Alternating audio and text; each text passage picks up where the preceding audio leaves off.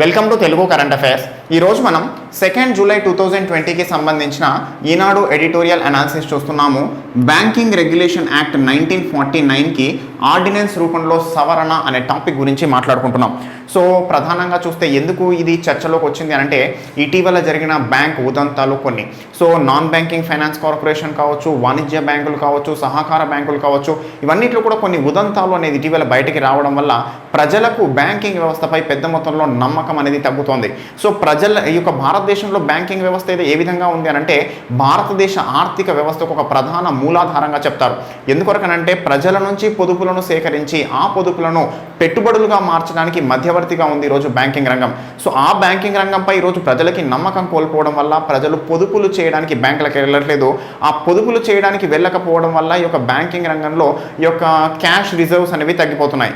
అంతేకాకుండా ప్రస్తుతం బ్యాంకింగ్ రంగానికి ఉన్న ఇతరత్ర సమస్యలు, ఎన్పిఏల సమస్య, ఇతరత్ర సమస్యల వల్ల బ్యాంకులు పెట్టుబడులు ఇవ్వడానికి కూడా రెడీగా లేవు. సో అలాంటి పరిస్థితుల్లో ఆర్థిక వ్యవస్థకి మూలాధారమైన బ్యాంకింగ్ రంగం కనుక వెనక్కి వెళ్తే ఈ యొక్క దేశ ఆర్థిక వ్యవస్థకి ప్రమాదం అని చెప్పేసి ఆ క్రమంలోనే బ్యాంకింగ్ రంగంపై ప్రజలకి నమ్మకాన్ని కలగచేయడానికి ప్రభుత్వం కొన్ని సవరణలు తీసుకొస్తోంది. సో ప్రధానంగా 1949 బ్యాంకింగ్ నియంత్రణ చట్టం అనే చట్టానికి ఈరోజు సవరణలు తీసుకొస్తోంది. సవరణలు తీసుకురావడానికి ముఖ్యమైన కారణాలు ఏంటి అనే విషయం మనం ఒక్కసారి గమనిస్తే ప్రధానంగా గత 2 సంవత్సరాల నుంచి మనం ఎన్నో సంక్షోభాలు చూసాం బ్యాంకింగ్ రంగంలో, నాన్ బ్యాంకింగ్ ఫైనాన్స్ కార్పొరేషన్స్లో. ఐఎల్ఎఫ్ఎస్ సంక్షోభం, ఈ యొక్క infrastructure leasing and finance services ఈ యొక్క సంస్థ పెద్ద మొత్తంలో సంక్షోభంలో చిక్కుకుపోయింది. దాని నుంచి బయటికి రాని పరిస్థితుల్లో ఈ యొక్క సంస్థ మూసివేయబడే స్థాయికి చేరింది. సో ఆ క్రమంలోనే ఐఎల్ఎఫ్ఎస్ సంక్షోభం అనేది పెద్ద మొత్తంలో ముందుకు వచ్చింది. సో దీనిపై ఇన్వెస్ట్మెంట్ చేసిన షేర్ హోల్డర్లు పెద్ద మొత్తంలో నష్టపోయారు ఈ ఐఎల్ఎఫ్ఎస్ దగ్గర. అంతేకాకుండా దివాన్ హౌసింగ్ ఫైనాన్స్ లిమిటెడ్, సో ఈ యొక్క గృహ రుణాలకి సంబంధించి ఇవన్నీ ఏంటంటే ఎన్బిఎఫ్సిలు అంటే banking non banking finance, banking రంగం లాగా ప్రజల నుంచి పొదుపులు సేకరించి అవి పెట్టుబడులుగా మార్చడం కాదు. ఇవి ప్రజలతో డైరెక్ట్గా రిలేట్ అయి ఉండవు. పొదుపులు సేకరించడానికి ఇవేంటంటే తమ దగ్గర ఉన్న ఫండ్ని రుణాలు ఇస్తాయి, రుణాలను మళ్ళీ వసూలు చేసుకుంటాయి, అంతే తప్ప రెగ్యులర్ బ్యాంకింగ్ ఆపరేషన్స్ దీంట్లో ఉండవు. సో ఈ నాన్ బ్యాంకింగ్ ఫైనాన్స్ కార్పొరేషన్స్లో పెద్ద మొత్తంలో ఈ దివాన్ హౌసింగ్ ఫైనాన్స్ లిమిటెడ్ కానీ ఐఎల్ఎఫ్ఎస్లో కానీ సంక్షోభం రావడం జరిగింది.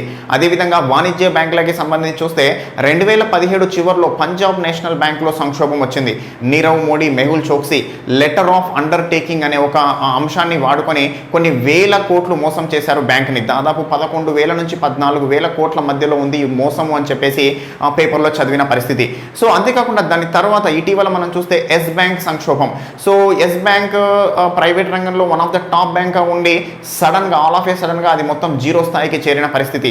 ప్రధానంగా ఏంటంటే ప్రజల నుంచి పెద్ద మొత్తంలో వడ్డీ రేట్లు ఇస్తాము అని చెప్పేసి ప్రజలను ఆకర్షించి ప్రజల నుంచి పెద్ద మొత్తంలో పొదుపులను సేకరించి ఆ పొదుపులని పరిశ్రమలకు పెట్టుబడులుగా ఇచ్చింది ఎస్ బ్యాంక్.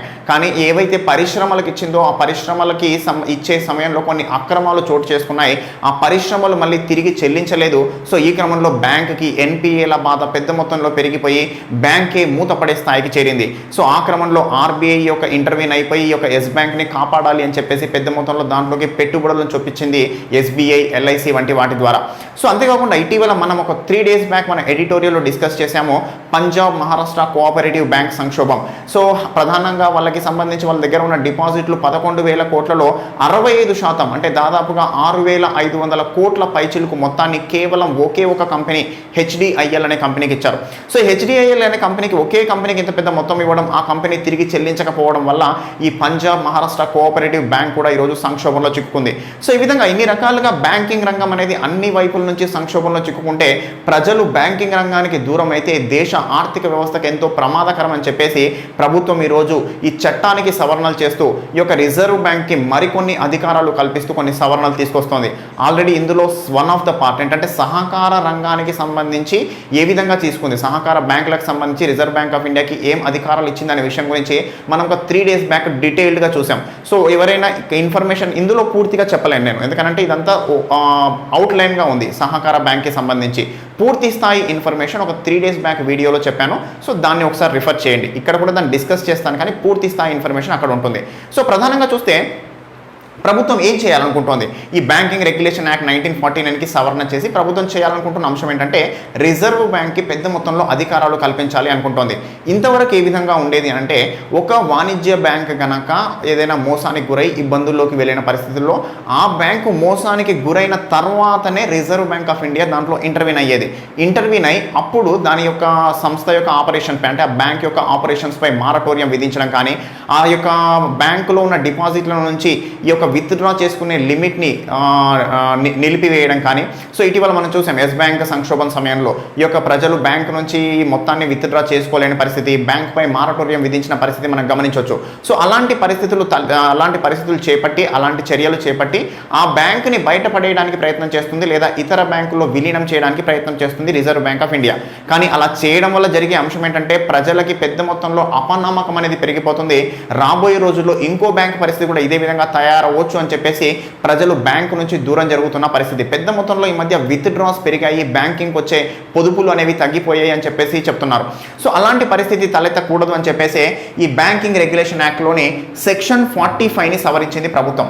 సో ప్రధానంగా ఇందాక మనం చెప్పుకున్న అంశం ఈ సెక్షన్ 45లో ఉంటుందంటే ఏదైనా ఇబ్బంది తలెత్తిన తర్వాత మాత్రమే ఆర్బీఐ ఇంటర్వ్యూన్ అవుతుంది అని చెప్పేసి సెక్షన్ 45లో ఉన్న అంశాన్ని ఇప్పుడు సవరించి ఈ యొక్క ఇబ్బంది పూర్తి స్థాయిలో తలెత్తక ముందే ఆర్బీఐ ఇంటర్వ్యూన్ అవుతుంది. ఈ యొక్క సమస్య యొక్క ప్రారంభ దశలో ఉన్నప్పుడే ఐడెంటిఫై చేసి సమస్యను సార్ట్అవుట్ చేసే విధంగా ఆర్బీఐ ప్రయత్నిస్తుంది అని చెప్పేసి ఈ సవరణ చేశారు. ప్రధానంగా ఏంటంటే ఈ విధంగా చేయడం వల్ల వచ్చే అంశం ఏంటి అనంటే ప్రధానంగా ఆర్బీఐ ముందు స్థాయిలోనే దాన్ని గమనించడం వల్ల ఇలాంటి తర్వాత తలెత్తే పరిస్థితులు అనేవి ఉత్పన్నమవు. అంటే మారటోరియం కానీ, ప్రజలకి విత్డ్రా లిమిట్ తగ్గించడం కానీ, లేదా ఆ యొక్క బ్యాంక్ని పూర్తి స్థాయిలో మూసేయడం కానీ అలాంటి అంశాలు తలెత్తవు అని చెప్పేసి ప్రధాన ఉద్దేశం ఇక్కడ. సో దీనివల్ల ఏంటంటే ప్రైవేట్ బ్యాంకులపై ఆర్బీఐకి అధికారం అనేది పెరుగుతుంది. అంతేకాకుండా ఈ సెక్షన్ 45ని సవరించడం వల్ల ప్రైవేట్ బ్యాంకులు కూడా ఇప్పటి నుంచి ఏం చేస్తాయనంటే చాలా జాగ్రత్తగా వ్యవహరిస్తాయి. అంతేకాకుండా ఈ విధంగా చేయడం వల్ల బ్యాంకింగ్ రంగంలో పారదర్శకత అనేది పెరుగుతుంది. సో ప్రజలకి నమ్మకం పెరుగుతుంది బ్యాంకింగ్ రంగంపై. ప్రజలు మళ్ళీ బ్యాంకింగ్ రంగం వైపు వచ్చే అవకాశం ఉంది అంటున్నారు. యాక్చువల్గా ఏంటంటే ఇటీవల బ్యాంకింగ్ రంగంలో పెద్ద మొత్తంలో వడ్డీ రేట్లు తగ్గడం వల్ల కూడా ప్రజలు ఈ యొక్క బ్యాంకింగ్ రంగంలో పొదుపులకి దూరంగా ఉంటున్నారు. అయితే ఇలాంటి పరిస్థితుల్లో అంటే పొదుపు రేట్లు తగ్గడం, వడ్డీ రేట్లు తగ్గడం ఒక అంశం అయితే ఉన్న డబ్బే పోయే పరిస్థితి రెండో అంశం. ఇటీవల మనం చూస్తే పంజాబ్ మహారాష్ట్ర కోఆపరేటివ్ బ్యాంక్లో ఒక వ్యక్తి తన పొలం అమ్మి 50 లక్షల రూపాయలని ఈ యొక్క వడ్డీ రేట్ ఎక్కువగా వస్తుందని చెప్పేసి బ్యాంకులో నిల్వ చేశాడు. కానీ ఈరోజు పంజాబ్ మహారాష్ట్ర కోఆపరేటివ్ బ్యాంక్ పెద్ద ఇబ్బందుల్లో పడిపోయింది. అతనికి కేవలం 1 లక్ష రూపాయల ఇన్సూరెన్స్ మాత్రమే వచ్చే అవకాశం ఉంది. సో ఈ విధంగా జరిగే అవకాశం ఉంది అని చెప్పేసి ప్రజలు బ్యాంకింగ్ రంగానికి దూరంగా వెళ్ళిపోయే పరిస్థితి. మరి ఆ విధంగా జరిగితే బ్యాంకుల్లో ఈ యొక్క డబ్బు ఎక్కడి నుంచి వస్తుంది? ప్రజలు చేసే పొదుపులు లేనప్పుడు బ్యాంకుల్లో డబ్బు ఎక్కడి నుంచి వస్తుంది? సో ఆ విధమైన పరిస్థితి తలెత్తకూడదు అని చెప్పేసి ఈరోజు ఈ సెక్షన్ 45ని మార్చడం జరిగింది. సో ప్రధానంగా ఏంటంటే ఈ యొక్క రిజర్వ్ బ్యాంక్ ఆఫ్ ఇండియాకి అధికారాలు పెంచుతున్నారు బ్యాంక్ పై. అంతేకాకుండా ఇంకో సెక్షన్ నెంబర్ 56ను కూడా మారుస్తున్నారు. సో ఈ యొక్క సెక్షన్ నెంబర్ 56 గురించి సహకార బ్యాంకులకి సంబంధించి, సహకార బ్యాంకుల్లో కూడా సంక్షోభాలు అనేవి రోజు రోజుకి పెరుగుతున్న పరిస్థితి. కృషి బ్యాంకు తర్వాత అంతకుముందు పెద్ద మొత్తంలో జరిగిన కోఆపరేటివ్ బ్యాంకుల్లో సమస్యలు, ఇటీవల జరిగిన పంజాబ్ మహారాష్ట్ర కోఆపరేటివ్ బ్యాంకులో సమస్య, ఈ విధమైన సమస్యలు మళ్ళీ పునరావృతం కాకుండా ఉండాలంటే ఈ యొక్క కోఆపరేటివ్ బ్యాంకుల పైన ఆర్బీఐకి అధికారం అనేది ఎక్కువగా ఉండాలి అని చెప్పేసి ఈరోజు ప్రభుత్వం ఈ సెక్షన్ 56ని కూడా సవరిస్తోంది బ్యాంకింగ్ రెగ్యులేషన్ యాక్ట్లో.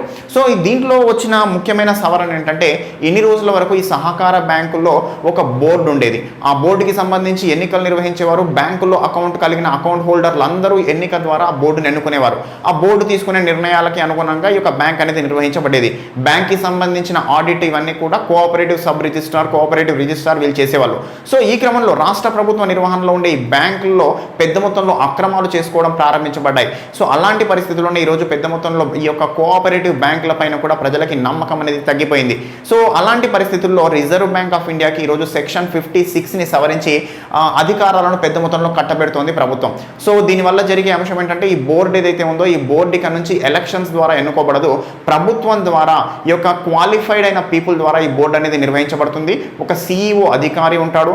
అంతేకాకుండా ఈ బ్యాంక్కి సంబంధించిన ఆడిట్ ఇవన్నీ అంశాలు ఇంతవరకు కోఆపరేటివ్ సబ్ రిజిస్ట్రార్స్ అధీనంలో ఉండేవి కదా, దీనిపై ఇప్పటి నుంచి ఆర్బీఐ అధికారం చెలాయిస్తుంది. అంటే ఆడిట్లు సరైన సమయానికి జరగడం, బ్యాంకుల్లో అన్ని రకాల నిల్వలు ఈ యొక్క క్యాష్ రిజర్వ్ రేషియో కానీ స్టాట్యూటరీ లిక్విడిటీ రేషియో కానీ ఇవన్నీ కూడా సరైన స్థాయిలో నిల్వ ఉండే విధంగా చూసుకోవడం, ఇవన్నీ కూడా ఆర్బీఐ వాణిజ్య బ్యాంకులకు ఎలాంటి రూల్స్ అయితే ఫాలో చేస్తుందో అలాంటి రూల్స్ని ఈరోజు సహకార బ్యాంకులకు కూడా ఫాలో చేయబోతోంది అని చెప్పేసి ఈ సెక్షన్ 56 ద్వారా చేర్చడం జరిగింది.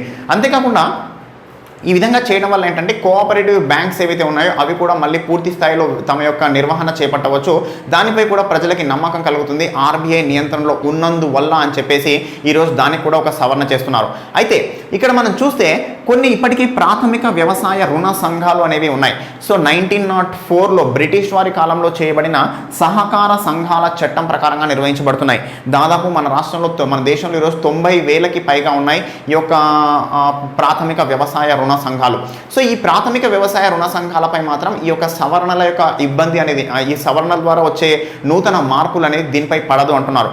అంతేకాకుండా చూస్తే ఈ యొక్క ప్రాథమిక వ్యవసాయ రుణ సంఘాలే ప్రధానంగా ఈరోజు గ్రామాల్లో ఈ యొక్క రైతులకి రుణాలు అందించడానికి ముందుకు వస్తున్న పరిస్థితి.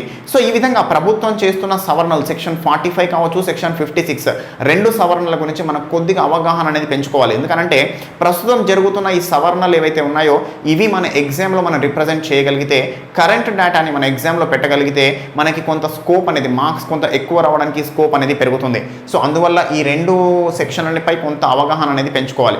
సో దీని గురించి ఇంకా మళ్ళీ పేపర్లో రెగ్యులర్గా వస్తూనే ఉంటుంది, ఎందుకంటే పూర్తి స్థాయి చట్టం అయ్యేంత వరకు కూడా దానిపై చర్చ జరుగుతూనే ఉంటుంది. సో దీంట్లో కొన్ని మార్పు చేర్పులు కూడా జరిగే అవకాశం ఉంది పూర్తి స్థాయి చట్టం అయిన సమయంలో. సో ఆ టైంలో మళ్ళీ మనం డిస్కస్ చేద్దాం. సో ప్రధానంగా ఈ సెక్షన్ 45, సెక్షన్ 56 గుర్తుపెట్టుకొని దానికి సంబంధించి బేసిక్ ఇన్ఫర్మేషన్ మాత్రం మైండ్లో పెట్టుకోండి. సో ఇదండి ఈరోజు వచ్చిన ఎడిటోరియల్ అంశము. నెక్స్ట్ ఇంకో ఎడిటోరియల్తో మళ్ళీ కలుస్తాను. Thank you.